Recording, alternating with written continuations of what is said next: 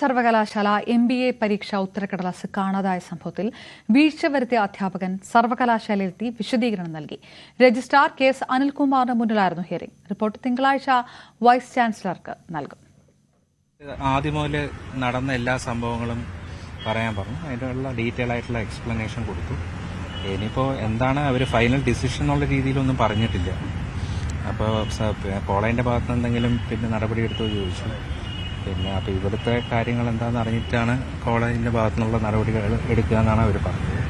നടപടികളെ കുറിച്ചിട്ട് അറിയിക്കുന്നുള്ള രീതിയിലാണ് പറഞ്ഞത്. അത് പിന്നീട് അറിയിക്കുക എന്നുള്ള രീതിയിൽ പറഞ്ഞു. പിന്നെ എക്സ്പ്ലനേഷൻ എല്ലാം കൊടുത്തിട്ട് ഇതുവരെ നടന്നിട്ടുള്ള നമ്മൾ ഓൾറെഡി പറഞ്ഞിട്ടുള്ള കാര്യങ്ങൾ തന്നെയാണ് എല്ലാം പറഞ്ഞിരിക്കുന്നത്. ശരിക്കും പോയതെന്ന് പറഞ്ഞു കഴിഞ്ഞാൽ ഏകദേശം 14-ാം തീയതി 13-ാം തീയതി രാത്രിയാണ് ഞാൻ തിരിക്കുന്നത്. 14-ാം തീയതി രാവിലെ എത്തുകയും ചെയ്തു. 14-ാം തീയതി രാവിലെയാണ് ഇത്, അതായത് പുലർച്ചെ 12 മണിക്കാണ് ഇത് പോകുന്നത്. ഏകദേശം ഒരു 15 കിലോമീറ്റർ ചുറ്റളവിനുള്ളിലാണ് ഇത് പോകുന്നത്. പിന്നെ ഇതിനെക്കുറിച്ചിട്ട് പോലീസിൽ നമ്മൾ അറിയിച്ചു. അതിനുശേഷം യൂണിവേഴ്സിറ്റിയിലും അറിയിച്ചു. അതിനുശേഷമാണ് ഇങ്ങോട്ട് വന്നത്. ഈ സംഭവം ഡാൻ കുര്യൻ ചേർന്നു. ഡാൻ, ഏത് തരത്തിലുള്ള നടപടിക്രമങ്ങളിലേക്കാണ് കടക്കുന്നത്?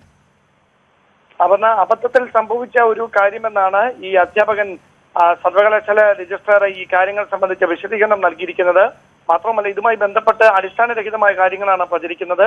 ഈ പേപ്പറുകൾ നഷ്ടപ്പെട്ട ഉടൻ തന്നെ പോലീസിനെ അറിയിക്കുകയും അതിന് തൊട്ടു പിന്നാലെ ഒരു ദിവസമായിട്ടും തിരികെ പേപ്പറുകൾ ലഭിക്കാതിരുന്ന പശ്ചാത്തലത്തിൽ സർവകലാശാല അധികൃതരെ കൃത്യമായി ഈ വിവരം ധരിപ്പിച്ചിരുന്നുവെന്നാണ് അദ്ദേഹം പറയുന്നത്.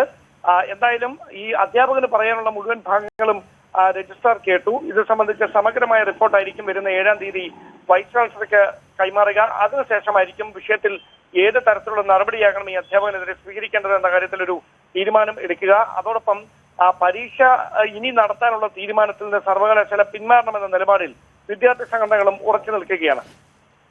ഡാൻ കുര്യൻ വിവരം.